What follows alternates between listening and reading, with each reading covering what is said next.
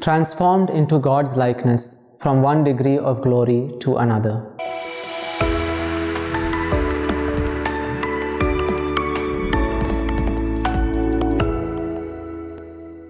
Dear brothers and sisters, in today's Gospel, Jesus tells His hearers, "Unless your righteousness exceeds that of the scribes and Pharisees, you will never enter the kingdom of heaven."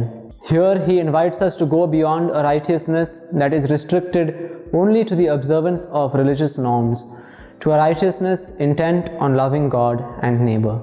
The laws and commandments, such as those regarding murder, adultery, retaliation, and so on, were merely a minimum standard given to the people for righteous living.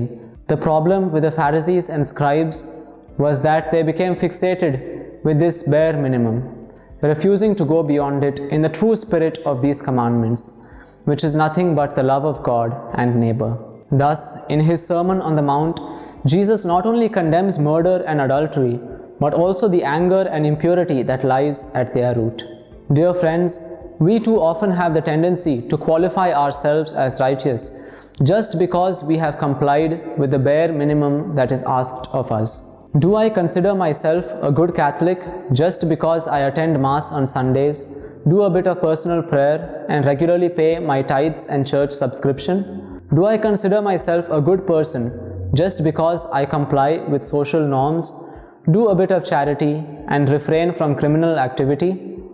The laws and commandments of God and of the Church are a framework within which we are invited to take the extra mile in our relationship with God and others. In his spiritual exercises, St. Ignatius of Loyola asks the retreatant to ask himself the following question: what have I done for Christ? What am I doing for Christ? And what ought I to do for Christ? This question leads us to a philosophy of doing more for Christ and thereby also doing more for others. A kite is tethered firmly with string, not to pull it down, but to enable it to soar higher. Similarly, our religious laws are not burdensome obligations, but rather the way to greater freedom in our relationship with God.